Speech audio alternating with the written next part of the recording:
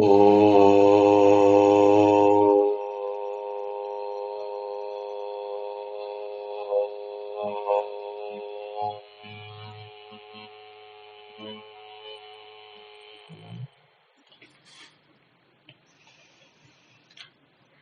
योऽन्तः प्रविश्य मम वाचमिमां प्रसुप्ताम् सञ्जीवयत्यखिलशक्तिधरस्वधाम्ना अन्यांश्च हस्तचरणश्रवणत्वगादीन् प्राणान् नमो भगवते पुरुषाय तुभ्यम्। अनन्याश्चिन्तयन्तो माम् ये जनाः पर्युपासते तेषां नित्याभियुक्तानां योगक्षेमं वहाम्यहम्। सदाशिवसमारम्भां शङ्कराचार्यमध्यमाम् अस्मदाचार्यपर्यन्तां वन्दे गुरुपरम्पराम्। गुरुर्ब्रह्मा गुरुर्विष्णुः गुरुर्देवो महेश्वरः गुरुः साक्षात् परं ब्रह्म तस्मै श्री गुरवे नमः। ओम शांति शांति शांति। परम श्रद्धेयाः परम पूज्याः प्रातस्मरणीयाः अनवरतस्मरणीयाः अस्य प्रभासतीर्थस्य अधिष्ठातारः प्रथम ज्योतिर्लिङ्गाः भगवन्तः श्री सोमनाथचरणाः भगवन्तः पुराणपुरुषोत्तमाः अस्माकं सद्गुरवः पूज्याः गुरवः तथा च शास्त्रप्रणयिनः विद्याव्यासङ्गिनः श्रवणभक्तिनिष्ठाः सद्ग्रन्थपरायणाः भवन्तः सर्वेऽपि सज्जनाः स्वजनाश्च।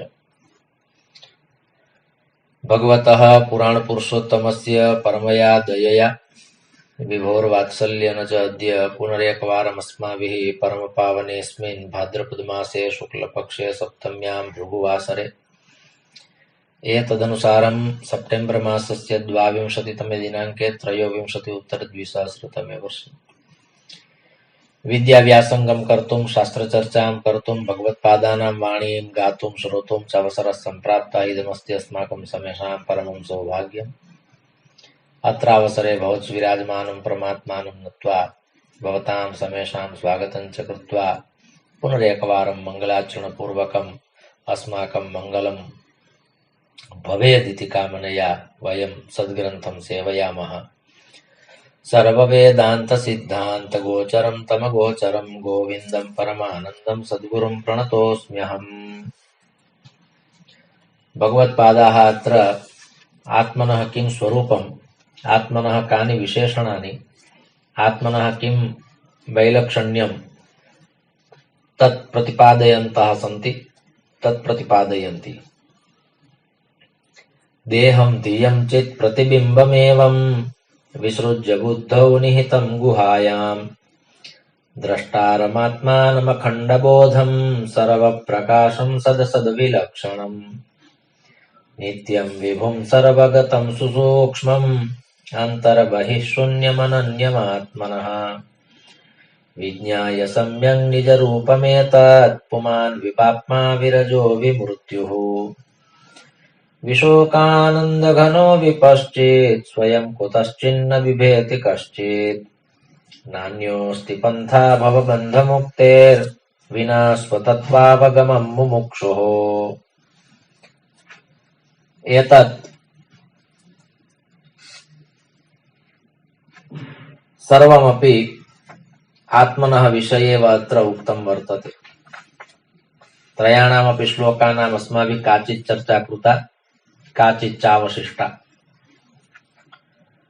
अत्र बहूनि विशेषणानि सन्ति आत्मनः। श्रीमद्भागवत महापुराणस्य 11 स्कन्धानुगुणं यदि अवलोक्यते चेत् परमात्मनः यानि विशेषणानि सन्ति तानि सर्वाण्यपि विशेषणानि आत्मनः अपि सन्ति एव। किन्तु अत्र भगवत्पादाः कतिपय विशेषणैः कैश्चिद् विशेषणैः पुनरेकवारम् अमुं विषयं स्पष्टं सिद्धं च कुर्वन्ति। तर्हि अत्र एकः शब्दः अस्ति बुद्धिगुहा। बुद्धिगुहा इति शब्दः अस्ति। बुद्धौ निहितं गुहायाम्। अद्यतनस्य विषयस्य प्रारम्भः अस्माभिः अनेन शब्देन कर्तव्यः वर्तते। बुद्धिगुहा। तर्हि सर्वस्य चाहं हृदि सन्निविष्टो अनेन वाक्येनापि विषयोऽयं स्पष्टः भवति। ईश्वरः सर्वभूतानां हृद्देशर्जुन तिष्ठति अनेनापि सिद्धं भवति। हृदि सर्वस्य विष्टितम् एतदपि स्पष्टं करोति। किन्तु बुद्ध्याः गुहा अर्थात् किम्? तर्हि स्पष्टतायै अहम् अत्र इदं कथयितुम् ईहे। यथा कर्णः अस्ति किन्तु कर्णेन श्रोतुं न शक्यते, अपि तु कर्णे यत् श्रवणेन्द्रियम् अस्ति तेन श्रवणेन्द्रियेण शृण्मः। नेत्राभ्यां द्रष्टुं न शक्यते, अपि तु नेत्रयोः परमात्मना या दृष्टिः स्थापिता तत्र यद् इन्द्रियत्वम् अस्ति तेन इन्द्रियत्वेनैव द्रष्टुं शक्यते। जिह्वया वक्तुं न शक्यते, अपि तु परमात्मना तत्र एका शक्तिः स्थापिता इति कृत्वा तया शक्त्या वयं वदामः। घ्राणमस्ति किन्तु तेन घ्राणेन घ्रातुं न शक्यते, अपि तु तत्र एका परमात्मना शक्तिः स्थापिता वर्तते। तद्वत् किन्तु अत्रापि तथैव अस्ति। बुद्धिः विचारं करोति किन्तु तत्र वैचारात्मिका शक्तिः परमात्मना या स्थापिता वर्तते सा वैचारात्मिका शक्तिः हृदि वर्तते, अत्र गुहायाम् अस्ति। सा शक्तिः अत्र नास्ति। वयं विचारयामः, एतस्मिन् विषयेपि विचारः कर्तव्यः। तर्हि एतस्याः बुद्ध्याः विचारशक्तिभूतः आत्मा अस्ति। आत्मा अर्थात् किम्? वैचारिकी या शक्तिः वर्तते एवं च बुद्ध्यामपि विचारकरणे या शक्तिः आवश्यकी अस्ति। यथा कश्चित् वक्तुम् इच्छति चेत् वक्तुमपि एका शक्तिः आवश्यकी। चलति चेत् चलितुमपि एका शक्तिः आवश्यकी। शृणोति चेत् श्रोतुमपि एका शक्तिः आवश्यकी। तद्वत् विचारकरणे यस्याः शक्त्याः आवश्यकता भवति सा शक्तिः नाम आत्मा इति अत्र भगवत्पादानां निरूपणं कथनमस्ति।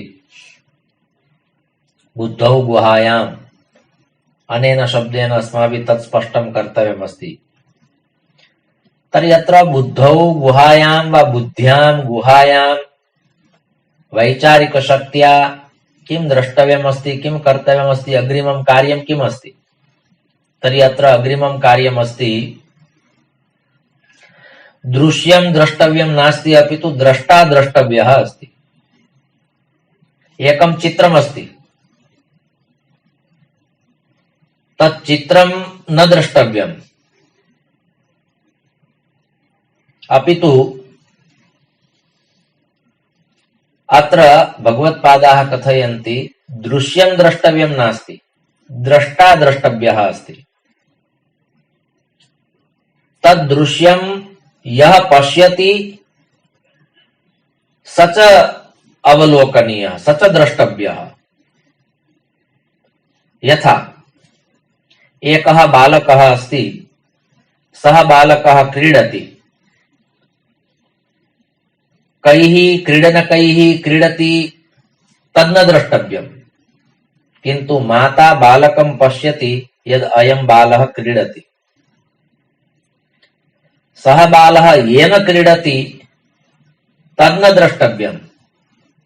बाल्यावस्थायाम् अस्माभिरपि क्रीडनकैः क्रीडा कृता, किन्तु इदानीं क्रीडनकानाम् आवश्यकता नास्ति। तैः क्रीडनकैः इदानीं वयं न क्रीडामः। दृश्यं द्रष्टव्यं नास्ति, अपि तु द्रष्टा द्रष्टव्यः अस्ति। यः पश्यति स पश्यति। एकम सांख्यम च योगम च यः पश्यति स पश्यति। सांख्य दर्शनम एकमस्ति, योग दर्शनम एकमस्ति, किन्तु एतयोः द्वयोः ऐक्यम् अस्ति। अत्र पार्थक्यं नास्ति, पृथक्त्वं नास्ति। एवं च एतयोः द्वयोः ऐक्यं यः पश्यति स एव पश्यति, अर्थात् स एव पंडितः, स एव ज्ञानी, स एव महात्मा। अत्रापि तथैव उक्तमस्ति।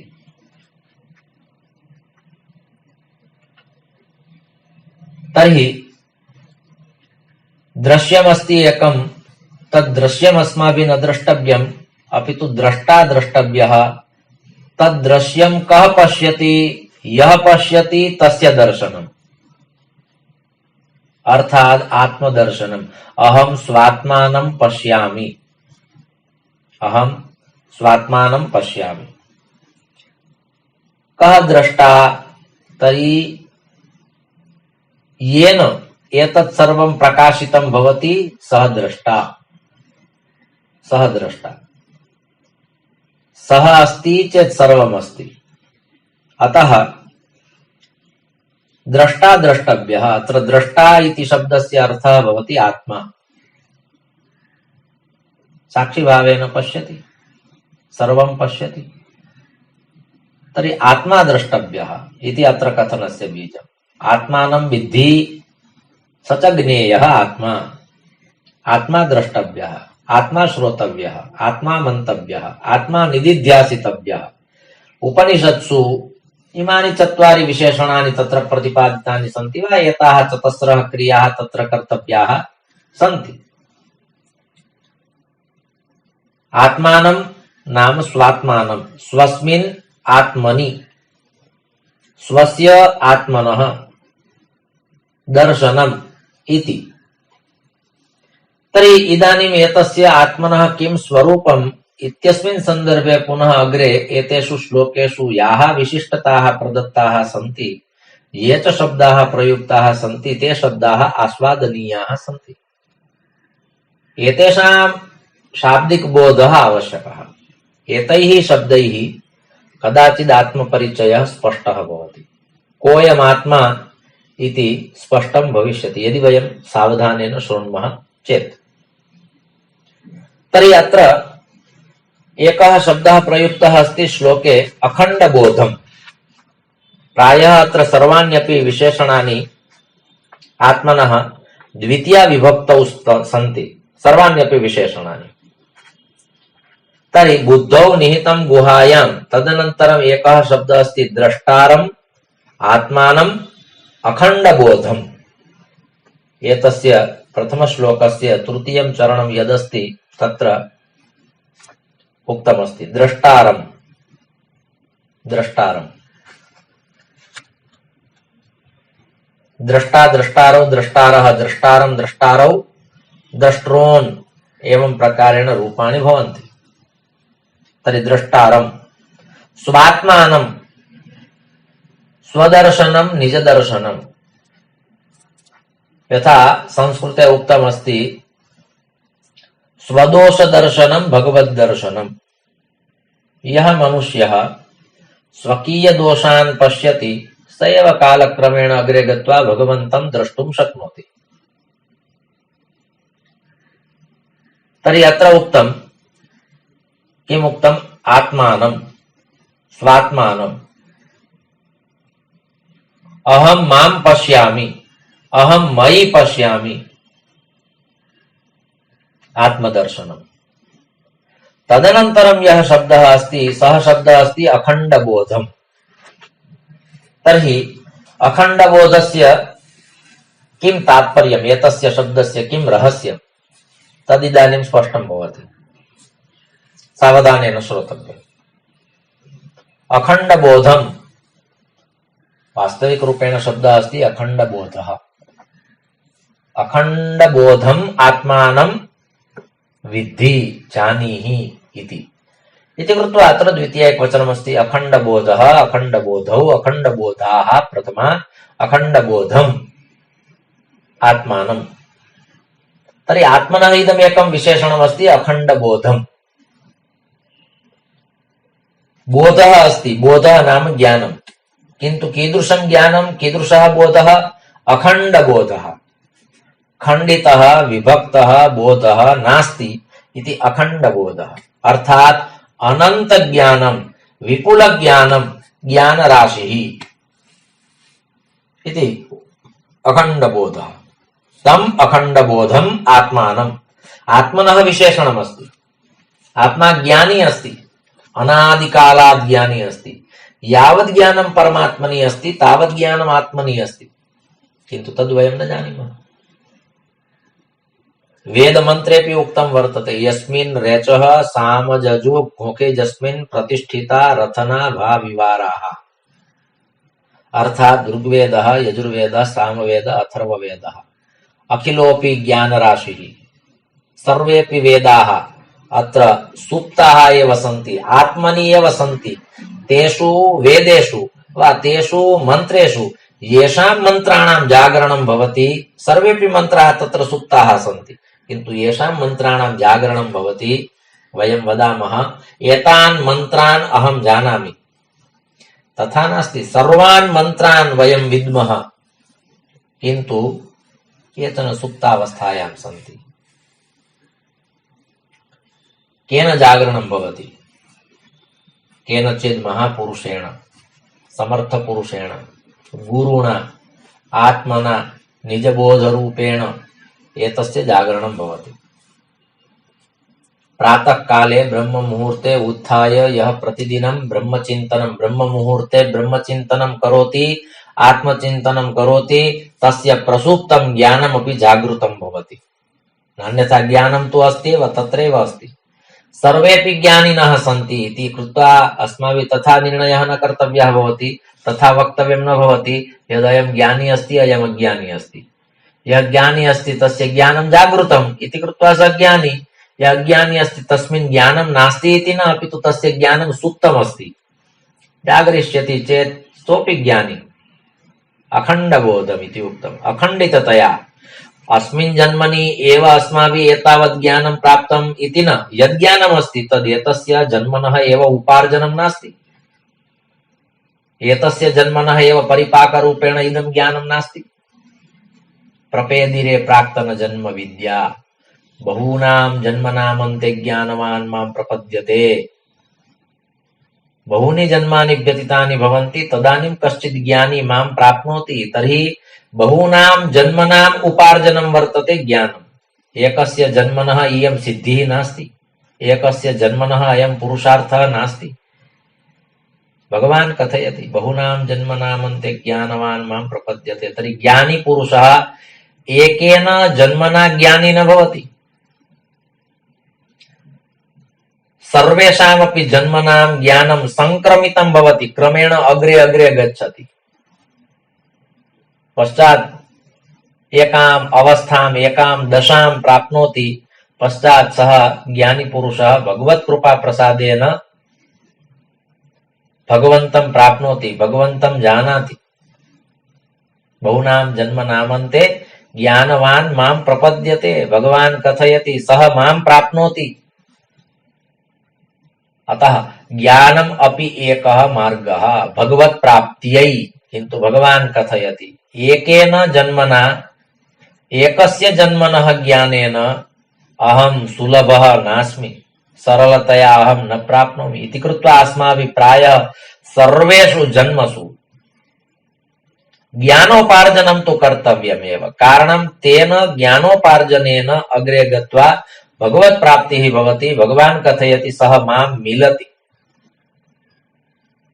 तस्याहं सुलभः पार्थ। हे पार्थ, अहं तस्य कृते सुलभः अस्मि, सर्वेभ्यः सर्वेषां कृते अहं सुलभः नास्मि। तर्हि अत्र अखण्डबोधम् इत्यत्र अखण्डिततया तैलधारया इव अखण्डितता ज्ञानस्य या वर्तते, तद् ज्ञानं नाम शुद्धं ज्ञानं। ज्ञानस्य निर्मला धारा अर्थात् शुद्धं ज्ञानम्, अखण्डितं ज्ञानं, शुद्धं ज्ञानं, वस्तु निरपेक्षं ज्ञानं। वस्तु निरपेक्षं, यस्य ज्ञानस्य तात्पर्यं बाह्य जगति ये विद्यमानाः पदार्थाः सन्ति तेषां पदार्थानां प्राप्तिः नास्ति, तत्र तु निरपेक्षता अस्ति। निरपेक्षता नाम अपेक्षा भावः नास्ति। निर्गता अपेक्षा यस्मात् वा यस्याः सः निरपेक्षः वा सा निरपेक्षा, अपेक्षा रहितः,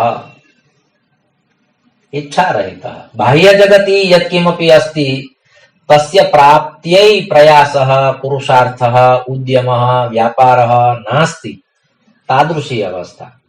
कारणं ज्ञानं तु सर्वम् अन्तः एव अस्ति, तर्हि तदेव प्राप्तव्यमस्ति। बाह्य जगति अस्ति तदस्माकं ध्येयं लक्ष्यं वा नास्ति। अतः उक्तं तस्य ज्ञानम्। इदं च ज्ञानं कदापि खण्डितं न भवति इति कृत्वा अखण्डबोधम्, अखण्डितमस्ति। इदं ज्ञानं खण्डितं नास्ति। सम्यक् प्रकारेण यदि वयं ज्ञानोपासनां कुर्मः चेत् गतजन्मनि अहं कः आसम्, एवं च मयि कियत् किं कीदृशं ज्ञानमासीत् तस्यापि बोधः भवति, किन्तु कालक्रमेण वयं विस्मरामः। अस्माकं शास्त्रेषु उपनिषत्सु तथा उक्तमस्ति, शिशुः यदा मातुः गर्भे भवति तदानीं विगत शतजन्मनां ज्ञानं भवति तस्मिन्। शतजन्मानि तेषु जन्मसु यद् ज्ञानमासीत् तद् ज्ञानं मातुः गर्भे भवति, किन्तु यदा गर्भात् शिशुः अवतरति, जन्म प्राप्नोति, नालच्छेदः भवति, तस्मिन् समये सर्वं पुनरेकवारं विस्मर्यते। तद् अनुसन्धानं कर्तुं पुनः सम्पूर्णं जीवनं यापनीयमस्ति। यत् मातुः गर्भे यद् ज्ञानमासीत्, नालच्छेदात् पूर्वं यद् ज्ञानमासीत्, नालच्छेदानन्तरं पुनः तद् ज्ञानं कुत्र गतं, तद् मया पुनः प्राप्तव्यमस्ति इति कृत्वा तत्र योगभ्रष्टत्वं सिद्धं कर्तव्यमस्ति। यस्मात् स्थानात् वयं च्युताः तत् स्थानं पुनः एकवारं प्राप्तव्यमस्ति। यस्मात् ज्ञानात् वयं मुक्ताः तेन ज्ञानेन संलग्नाः भवामः, किन्तु भवति, एतद् भवति इति कृत्वा अत्र वर्णनमस्ति। एतद् अशक्यं नास्ति, कठिनमस्ति, किन्तु अशक्यं नास्ति। ज्ञानस्य खण्डाः यत्र न सन्ति, अखण्डितं ज्ञानम्, अखण्डबोधम्, तर्हि एतादृशस्य अखण्डितज्ञानस्य अर्थात् वैदिकज्ञानस्य, उपनिषदः ज्ञानस्य तद्ज्ञानं तादृशमस्ति यत्र खण्डे खण्डे च पाण्डित्यं तथा नास्ति। एतस्य ग्रन्थस्य किञ्चित् जानामि, एतस्य ग्रन्थस्य किञ्चित् जानामि, एतस्य ग्रन्थस्य किञ्चित् जानामि, तथा न। अखण्डितं ज्ञानम्, एकस्य ग्रन्थस्य पूर्णं ज्ञानं, सर्वेषामपि ग्रन्थानां खण्डितं ज्ञानं न। खण्डितं ज्ञानम् अस्ति सः पण्डितः इति न, पण्डा यस्यास्ति इति पण्डितः, अर्थात् शास्त्रानुसारिणी बुद्धिः यस्मिन् वर्तते सः पण्डितः। पण्डा यस्यास्ति इति पण्डितः, शास्त्रानुसारिणी बुद्धिः इति अत्र उक्तं वर्तते। तर्हि विशुद्धं ज्ञानम्, अखण्डबोधः नाम विशुद्धं ज्ञानम्, अर्थात् आत्मज्ञानम्, अर्थात् रहस्य विद्या, अर्थात् सद्विद्या, अर्थात् भगवत् प्राप्त्यै एव या विद्या कार्यान्विता भवति सा विद्या। सा विद्या नाम यया विद्यया मुक्तिः लभ्यते, सा विद्याया विमुक्तये सा विद्या। एवं च तस्याः विद्यायाः अखण्डितम् अनुसन्धानम्, अखण्डितम् अनुसन्धानम्, एकमेव ध्यानम्। यस्मात् ज्ञानात् अहं च्युतः तस्मात् ज्ञानात् एव मया पुनः सा अखण्ड धारा पुनः मया प्राप्तव्या अस्ति। तर्हि अत्र इदमेकम् उक्तं वर्तते। अनेन ज्ञानेन एव सर्वं प्रकाशितं भवति। यः ज्ञानी पुरुषः भवति तस्य ज्ञानस्य एकः प्रकाशः भवति। ज्ञानस्य प्रकाशेन सर्वं पश्यति। इति कृत्वा अस्माकं शास्त्रेषु उक्तं वर्तते गावो गन्धेन पश्यन्ति वेदैः पश्यन्ति वै द्विजाः चारैः पश्यन्ति राजानः चक्षुर्भ्याम् इतरे जनाः। अतः अत्र उक्तं वेदैः पश्यन्ति वै द्विजाः। कश्चित् महापुरुषः कश्चित् ज्ञानी पुरुषः समाजे संसारे जगति यत्किमपि भवति तद्दृश्यं तां घटनां वेदाधारेण शास्त्राधारेण सः पश्यति। किमिदम् अस्ति यत्किमपि भवति एतस्मिन् सन्दर्भे वेदः किं कथयति, एतस्मिन् सन्दर्भे उपनिषदः किं वदन्ति, एतस्मिन् सन्दर्भे पुराणानां कः अभिप्रायः, एतस्मिन् सन्दर्भे स्मृतयः किं प्रमाणं यच्छन्ति। वेदैः पश्यन्ति वै द्विजाः। महापुरुषाः यत्किमपि पश्यन्ति तत्र शास्त्रानुसारिणी बुद्धिः शास्त्रानुसारिणी दृष्टिः भवति, तया दृष्ट्या ते पश्यन्ति। कश्चित् भवति महापुरुषः, यः महापुरुषः प्रतिपदं शास्त्रम् अनुसरति, प्रतिपदं शास्त्रम् अनुसरति, सः विचारयति एतस्मिन् सन्दर्भे शास्त्रस्य कः अभिप्रायः, अत्र शास्त्रं किं वदति। यथा अस्माकं भारतीय पर्वणाम् अवसरः आगच्छति तस्मिन् समये वयं विचारयामः। रक्षाबन्धन दिवसे अस्माभिः तद् ज्ञातं भद्रा युक्ता इयं तिथिः अस्ति इति कृत्वा 9 वादनानन्तरं रक्षासूत्रं स्वीकर्तव्यं, प्रातः 7 वादनात् पूर्वं स्वीकर्तव्यं। तर्हि अस्माकं पर्वसु एव एतादृशं किमर्थम् आगच्छति? वर्षेभ्यः पूर्वं तु एतादृशाः प्रसंगाः नासन्, स्पष्टतया सर्वम् अस्माभिः अनुभूतं कल्पितम्। अस्माभिः बाल्यावस्थायां कदापि एतादृशं न श्रुतम्। इदानीं तु वैज्ञानिकयुगे एतस्मिन् विषये बहुधा श्रूयते। तर्हि एतस्मिन् सन्दर्भे निर्णयसिन्धुः ग्रन्थः किं कथयति, धर्मसिन्धुः ग्रन्थः किं कथयति, स्मृतयः किं कथयन्ति, ज्योतिषशास्त्रं किं वदति। अतः वैदिकदृष्ट्या अवलोकनम्। एतस्य कारणं किं? दीपावली अस्ति, तदनन्तरम् एकः मध्ये विरामदिवसः भवति, पश्चात् नूतनवर्षम् आगच्छति। पूर्वं तु अस्माभिः कदापि न तादृशम् अवलोकितं ज्ञातम्। इदानीं किमर्थम् एतादृशम् आगच्छति? अत्र प्रश्नः अस्ति चेत् प्रश्नस्य समाधानं दार्शनिकदृष्ट्या शास्त्रदृष्ट्या अस्ति इति कृत्वा विद्वांसः तस्मिन् समये किं कुर्वन्ति? शास्त्रम् अवलोक्य एव समाजं प्रेरयन्ति। अत्र एतस्मिन् सन्दर्भे अनेन शास्त्रेण इदं स्पष्टतया उक्तमस्ति, अतः अयं मार्गः अस्माभिः आश्रयणीयः। वेदैः पश्यन्ति वै द्विजाः। यत्किमपि भवति वैदिकदृष्ट्या ते पश्यन्ति। अत्र वेदः किं कथयति, वेदानां किं प्रमाणं, भगवद्गीतायाः किं प्रमाणम्, एतस्य प्रमाणमस्ति चेत् अहं स्वीकरोमि। प्रस्थानत्रय्याः प्रमाणमस्ति चेत् स्वीकरोमि। ब्रह्मसूत्रं कथयति, आम् कथयति। उपनिषदः कथयन्ति, आम् कथयन्ति। श्रीमद्भगवद्गीता तत्र प्रमाणं यच्छति, आम् यच्छति, तर्हि अहं स्वीकरोमि। श्रीमद्भागवतस्य प्रमाणमस्ति, अस्ति। आचार्यचरणाः श्रीमद्वल्लभाचार्याः कथयन्ति वेदा श्रीकृष्णवाक्यानि ब्रह्मसूत्राणि चैव हि समाधिभाषाव्यासस्य प्रमाणं तच्चतुष्टयम्। शास्त्रप्रमाणानुगुणं ते अनुसरन्ति। एवं च इदं शास्त्रप्रमाणम् अखण्डिततया चलति। अस्माकं खण्डाः भवन्ति किन्तु शास्त्रस्य खण्डाः न भवन्ति। शास्त्रं तु अनादिकालादस्ति। अपौरुषेयं वाक्यं वेदः।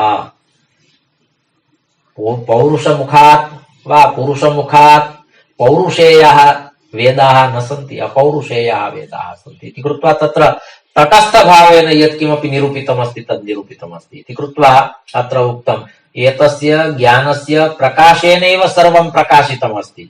यथा एकेन विज्ञातेन सर्वं विज्ञातं भवति तद्वद् अनेन एकेन शुद्धज्ञानेन विशुद्धज्ञानेन निर्मलज्ञानेन अखण्डज्ञानेन सर्वं प्रकाशितं वर्तते।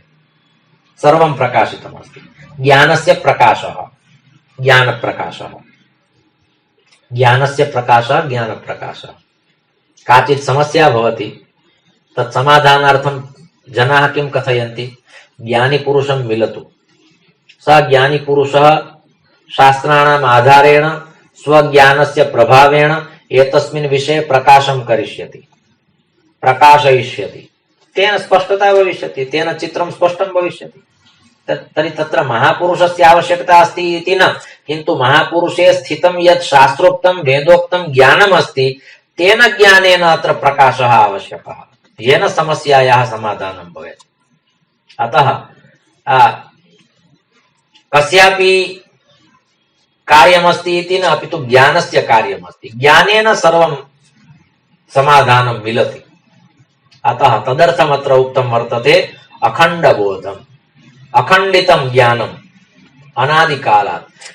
पुराणेषु अपि वयं पश्यामः, यदा यदा देवाः भयभीताः भवन्ति, चकिताः भवन्ति, शोकग्रस्ताः भवन्ति, दुःखिनः भवन्ति, तदानीं ते सर्वेपि देवाः मिलित्वा ब्रह्मलोकं गच्छन्ति, ब्रह्माणम् उपजग्मुः, एतादृशम् आगच्छति तत्र। तर्हि किमर्थं वारं वारं देवाः सङ्कटे यदा भवन्ति तदानीं ब्रह्मणः सान्निध्यं प्राप्नुवन्ति? तर्हि तत्र कारणमस्ति, ब्रह्मा नाम वेदः, ब्रह्मणः 4 मुखानि सन्ति, एकस्मात् मुखात् एकः वेदः निर्गतः इति कृत्वा तत्र 4 वेदाः। ब्रह्मणः लोकं प्राप्य ते सर्वेपि देवाः समाधानं प्राप्नुवन्ति, अर्थात् वेदानां प्रमाणं स्वीकृत्य समाधानं प्राप्नुवन्ति। अतः वेदस्य एतस्मिन् सन्दर्भे किं कथनमस्ति तद् ज्ञातुं ते देवाः गच्छन्ति। एतस्मिन् सन्दर्भे एतस्मिन्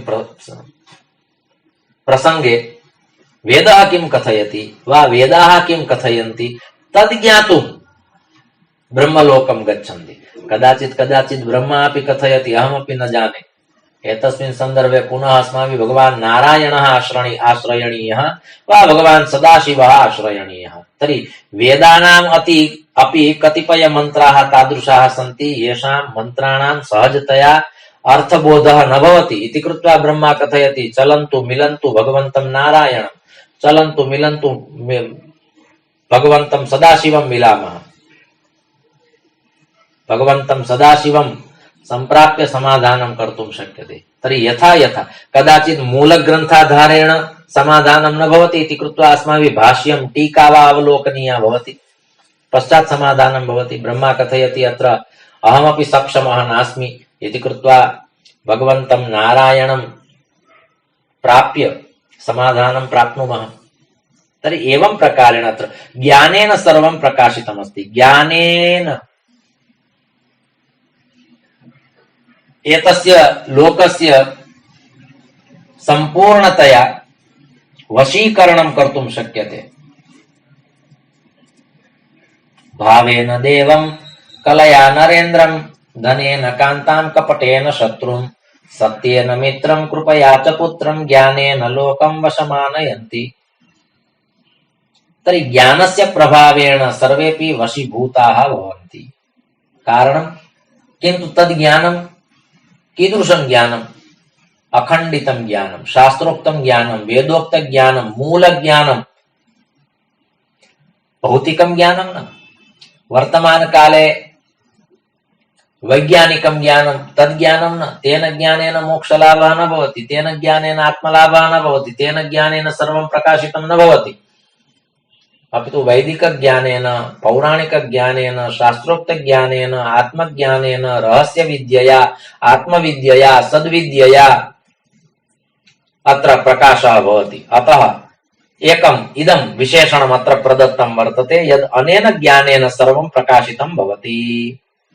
पश्चात् द्वितीयं विशेषणं तस्मिन्नेव श्लोके अग्रे उक्तं वर्तते, सर्वप्रकाश। प्रकाशः आवश्यकः। सूर्यस्य एकः प्रकाशः, तत्र सूर्यः नाम आत्मा, अर्थात् आत्मनः प्रकाशः। आत्मनः प्रकाशः नाम ज्ञानस्य प्रकाशः।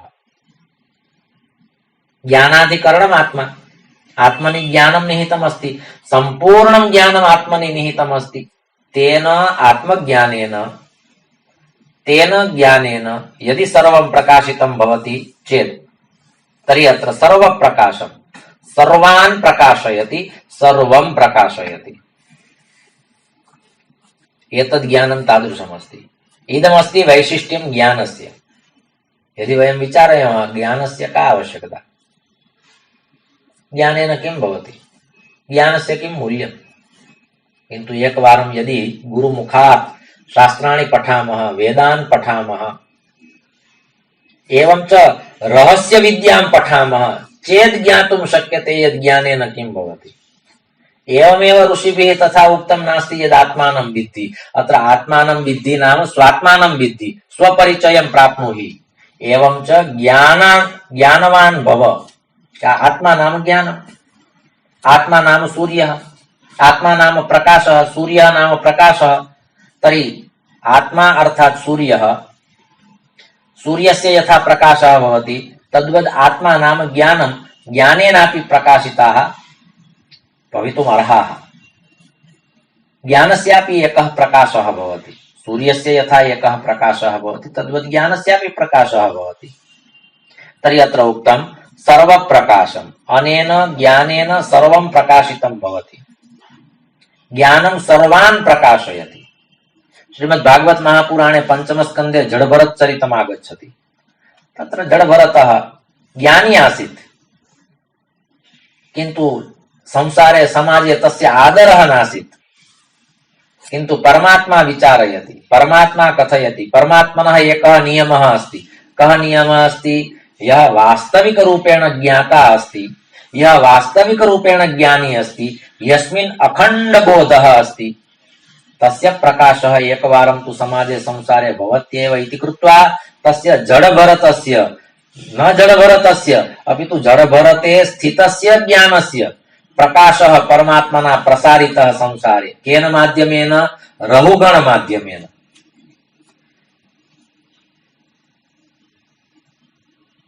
यः कोऽपि ज्ञानी भवति, परमात्मनः नियमः वर्तते, एकवारं तु सः यशोवान् भवत्येव। ज्ञानं यशः ददाति, ज्ञानं यशः ददाति। एकवारं तु मिलत्येव। यदि वास्तविकं शास्त्रोक्तं वेदोक्तं ज्ञानमस्ति चेत् सः जनः इच्छति वा नेच्छति। नान्यथा जडभरतः तु बाल्यावस्थायां युवावस्थायां सर्वं त्यक्त्वा सर्वं जानाति, जडवत् चरति लोके।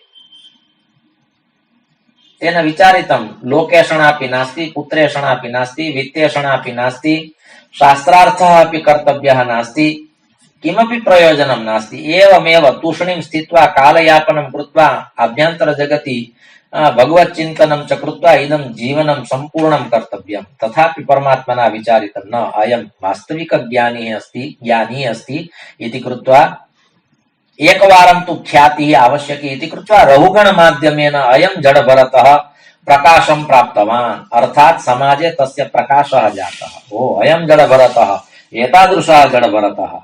अत्र जडभरतस्य प्रकाशः संसारे नास्ति, अपि तु जडभरते स्थितस्य ज्ञानस्य प्रकाशः अस्ति।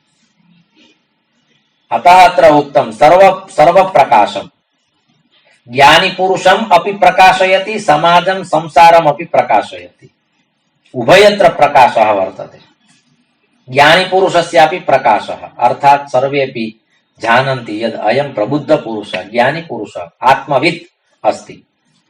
तर्हि ज्ञानस्य प्रकाशः। केचन ज्ञानिनः न, सर्वेपि ज्ञानिनः तादृशाः भवन्ति येषां प्रतिष्ठा तेषां ज्ञानेन अस्ति। अस्माभिः विचार्यते मम प्रतिष्ठा अस्ति, अस्माकं प्रतिष्ठा नास्ति, ज्ञानस्य प्रतिष्ठा अस्ति। यदि ज्ञानमस्ति चेत् ज्ञानस्य प्रतिष्ठा अस्ति। वयं विचारयामः अस्माकं प्रतिष्ठा अस्ति, तथा नास्ति। ज्ञानं प्रकाशितं भवति, व्यक्तिः प्रकाशिता न भवति, ज्ञानं प्रकाशितं भवति। यदि एकवारम् अस्माभिः विचार्यते तद् ज्ञानम् अस्मासु नास्ति चेत् का प्रतिष्ठा? कापि प्रतिष्ठा नास्ति, न कोऽपि जानाति। यस्य पुरुषस्य, यस्य महापुरुषस्य, यस्य विदुषः समाजे संसारे प्रतिष्ठा अस्ति, सः विचारयति इयं मम प्रतिष्ठा अस्ति, अन्यस्य प्रतिष्ठा नास्ति। किन्तु यदि एकवारं सः जानीयात् यद् मयि यद् ज्ञानमस्ति तद् ज्ञानं यदि न स्यात् चेत् समाजे मम का प्रतिष्ठा? समाजे बहवः सन्ति, सर्वेषां कुत्र प्रतिष्ठा वर्तते? किन्तु ये ज्ञानिनः सन्ति तेषां प्रतिष्ठा अस्ति। जनकस्य राज्ये अष्टावक्र ऋषिः आगच्छति। अंगैः सह वक्रः आसीत् किन्तु ज्ञानेन तेन तत्र प्रकाशः प्रसारितः। सर्वेपि तूष्णीं स्थित्वा एवमेव राज्ये स्थिताः। किमर्थम्? ज्ञानस्य प्रकाशः आसीत् इति कृत्वा। अस्माकं प्रकाशेन किं भवति? अस्माकं प्रकाशः एव नास्ति। किन्तु यत्र ज्ञानस्य प्रकाशः अस्ति तत्र परमात्मा एकवारं तु निश्चयेन यशः ददाति एव। तस्मै यशः ददाति एव। तस्मै कस्मै? यस्मिन् ज्ञानं निहितमस्ति, विशुद्धं ज्ञानं निहितमस्ति, निर्मलं ज्ञानं निहितमस्ति, अखण्डबोधः अस्ति, सर्वप्रकाशकं सर्वप्रकाशम् अनेन सर्वं प्रकाशितं भवति। यस्य अभावः अस्ति तस्य अभावस्यापि प्रकाशः तत्र वर्तते। यथा निद्रावस्थायां ज्ञानं नास्ति तथापि तत् प्रकाशितमस्ति। प्रातः जागरणं भवति चेत् पुनः तानि सर्वाण्यपि शास्त्राणि ते सर्वेपि सिद्धान्ताः पुनः प्रस्फुटिताः भवन्ति। रात्रौ निद्रायाम् अस्माभिः सर्वं विस्मर्यते, पुनः जागृतावस्थायां तत् पुनः ज्ञानं कुतः आगच्छति तद्वयं न जानीमः। तर्हि अभावमपि प्रकाशयति, स्वभावमपि प्रकाशयति, भावमपि प्रकाशयति। अतः भावम् अभावं स्वभावं सर्वं प्रकाशयति। अतः एतस्य ज्ञानस्य कदापि अभावः न भवति, प्रकाशितस्य ज्ञानस्य कदापि अभावः न भवति। भावे भावे हृदय भवने भावयेऽहं भवन्तम् ज्ञानेन अयं प्रकाशः। तर्हि अत्र उक्तं द्वितीयं विशेषणम् अत्र प्रयुक्तं वर्तते सर्वप्रकाशम्। ज्ञानस्य सर्वत्र प्रकाशः अस्ति, सर्वत्र प्रकाशः अस्ति। उक्तं वर्तते अस्त्यद्यापि चतुस्समुद्रपरिखा पर्यन्तमुर्वीतलं वर्तन्तेऽपि च तत्र तत्र रसिका गोष्ठीषु सक्ता जना एकस्तत्र निरादरो भवति चेदन्यो भवेत् सादरः वाग्देवी वदनाम्बुजे वसति चेत् को नाम दीनो जनः। प्रसिद्धोऽयं श्लोकः। ज्ञानस्य प्रकाशः सर्वत्र अस्ति। यस्य कस्यापि देशस्य ज्ञानी पुरुषः भवतु तस्य ज्ञानी पुरुषस्य प्रकाशः भवत्येव। ज्ञानी पुरुषस्य प्रकाशः न अपितु तस्य ज्ञानस्य प्रकाशः अस्ति। तेन ज्ञानेन सर्वं प्रकाशितं भवति। ज्ञानं सर्वान् प्रकाशयति, ज्ञानेन सर्वं प्रकाशितं भवति इति कथनस्य तात्पर्यम्। अत्र आत्मनः बहूनि विशेषणानि सन्ति, किन्तु विशेषणद्वयमेव अस्माभिः अवलोकितं। कालः सञ्जातः इति कृत्वा अन्येषां विशेषणानां चिन्तनं वयं कालक्रमेण वयं विधास्यामः। द्वाभ्यां श्लोकाभ्यां सत्रमिदं भगवच्चरणयोः समर्प्य कार्तज्ञभावं विनिवेद्य भवतः सर्वान् अभिवाद्य अत्रैव सत्रमिदम् अस्माभिः परिसमाप्यते। धर्मस्य विजयो भूयाद् धर्मस्य पराभवः प्राणिनां चैव सद्भावः भूयाद् विश्वस्य मङ्गलम्। सर्वे भवन्तु सुखिनः, सर्वे सन्तु निरामयाः, सर्वे भद्राणि पश्यन्तु, मा कश्चित् दुःखभाग् भवेत्। ओम शांति, शांति, शांति। ओम।